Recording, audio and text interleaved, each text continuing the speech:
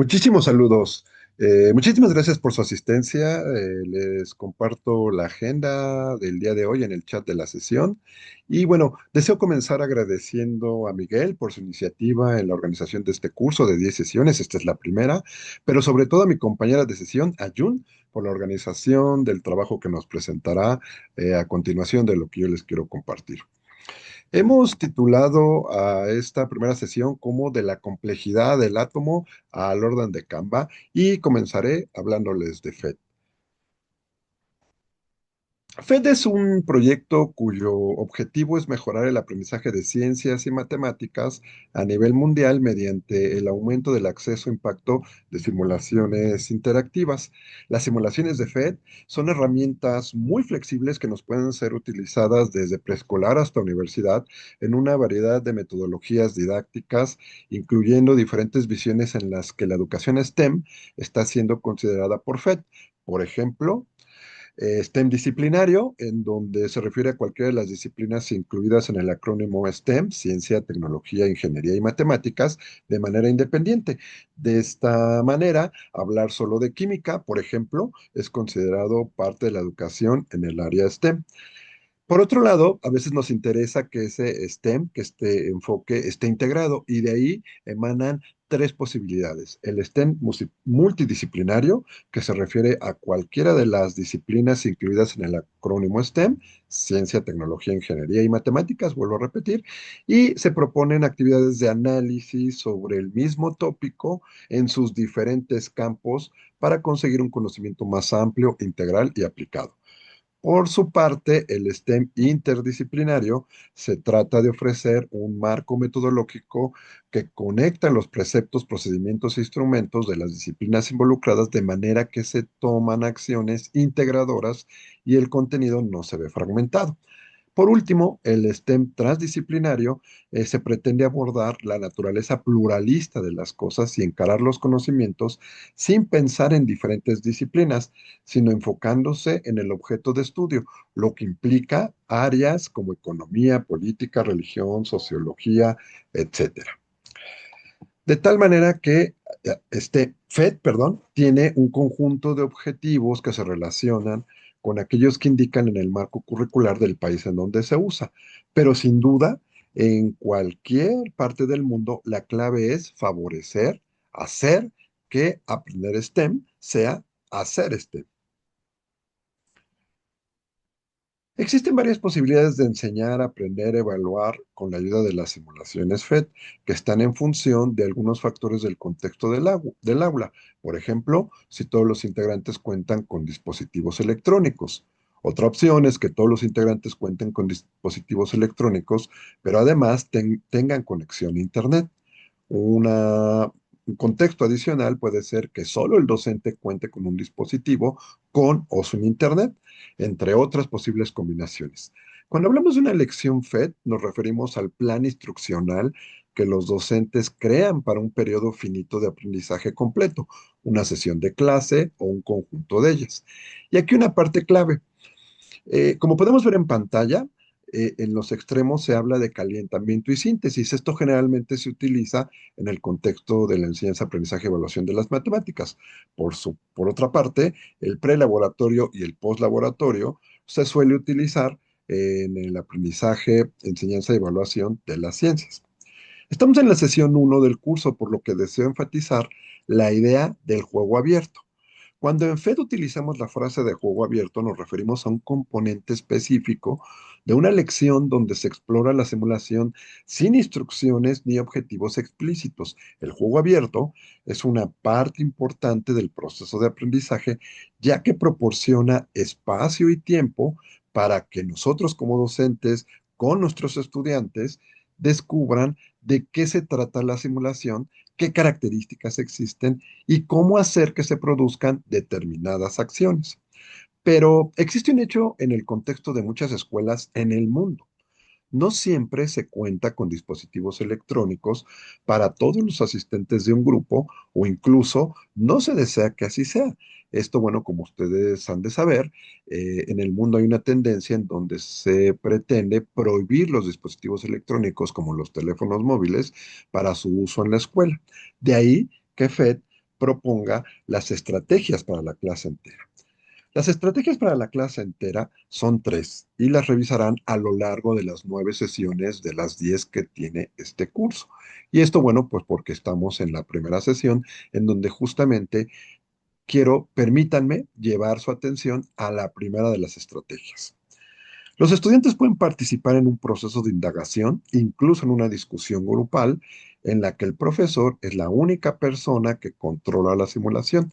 A este tipo de actividad la llamamos indagación con la clase entera, ya que toda la clase puede participar en la comprobación de las relaciones causa-efecto como si fuera un gran grupo de laboratorio STEM. Comienza por intentar revelar las ideas preconcebidas de tus estudiantes mediante preguntas del tipo ¿qué pasaría si? Invitando a los estudiantes a compartir el razonamiento que hay detrás de sus respuestas. Veamos a continuación 4 ejemplos de 4 áreas del conocimiento distintas que son relevantes para la educación básica secundaria. Comenzamos con física. Si utilizamos este simulador, eh, aquí les dejo la liga. Y bueno, la idea, como les mencionaba, del juego abierto es justo que los estudiantes reconozcan, por ejemplo, que en la esquina superior derecha tienen varias posibilidades. Por ejemplo, lanzar una calabaza, lanzar una bala de cañón o incluso lanzar un humano, como vemos ahí. Otra posibilidad que nos permite el juego abierto es ver que todas las simulaciones en la esquina inferior derecha tienen este botón que me regresa a los controles iniciales. Bueno, en el contexto de esta simulación, con la intención de aplicar la estrategia de la indagación con la clase entera, podemos hacer preguntas como ¿qué calabaza caerá primero al suelo si se disparan desde el cañón al mismo tiempo pero con diferentes velocidades iniciales? Por ejemplo, si ustedes se fijan, aquí en la esquina inferior izquierda, podemos poner que una rapidez inicial de 0 y disparamos la calabaza. Después podemos manipular para que tenga una rapidez inicial de 10 metros sobre segundo. Disparamos la calabaza y después podemos manipular la simulación para cambiarlo a una rapidez inicial de 20 metros sobre segundo. Aquí, bueno, les estoy mostrando la posibilidad que nos da el simulador, pero obviamente la idea es que previo a obtener la respuesta correcta, pues hagamos una discusión con nuestros alumnos en donde no necesariamente obtengamos solo respuestas correctas.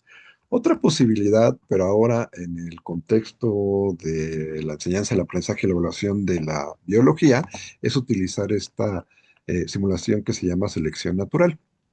Acá podemos formular preguntas como, ¿qué tenemos que hacer en la simulación para producir una población más grande de conejos marrones? En ese sentido, nuevamente, a través del juego abierto se pueden descubrir cosas como agregar mutaciones, como los factores ambientales depredadores, como los lobos, o factores ambientales abióticos, como limitar la comida, de tal manera que la idea es que, nuevamente, antes de nosotros mostrar la respuesta correcta o la respuesta que obtenemos con ciertas condiciones experimentales, eh, fomentemos que sean nuestros alumnos los que lleguen a ellas. Una posibilidad más es ahora con el tema de las matemáticas. Acá tengo un simulador, eh, pista de juego de proporciones, en donde, bueno, yo puedo hacer un patrón, en donde, si observan, puedo ir agregando cuentas rojas y cuentas azules, y una vez que tenemos ese patrón, hacer preguntas como, ¿qué pasará con el patrón si cambio el número de la cuenta roja a 10? Como podemos observar en pantalla, ahora tenemos 7 cuentas rojas y 7 cuentas azules, de tal manera que eh, la idea es que nuestros alumnos hagan una predicción y incluso les podemos pedir que expliquen cómo es que lo pueden saber antes de utilizar la simulación. Ya para finalizar con esta parte, les quiero mostrar ahora otro de los muchos simuladores. En la actualidad hay más de 170 simuladores que ustedes pueden utilizar en la página de FED. eh, y esta es Construye un átomo.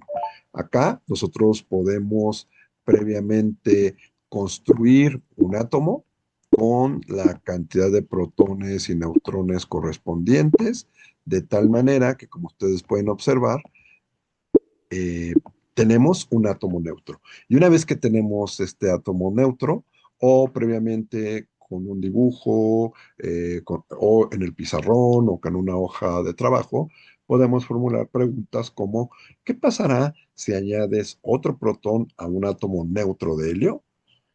Y aquí, bueno, vale la pena también mencionar que en el contexto de la educación secundaria, dependiendo a lo que queramos favorecer, podemos, además de hacer estas preguntas, añadir instrucciones como que mencionen todas las propiedades del átomo que cambian y que expliquen su razonamiento, con lo cual estaríamos fomentando con ayuda de los simuladores tanto el aprendizaje a través de los modelos que nos proporciona, en este caso el simulador de construir un átomo, pero también pues la habilidad de escribir y de explicar de forma oral. De tal manera que, bueno, todo esto que les he mostrado lo podemos potenciar con Canva y justo es lo que nos muestra a continuación mi compañera Yu. Muchísimas gracias.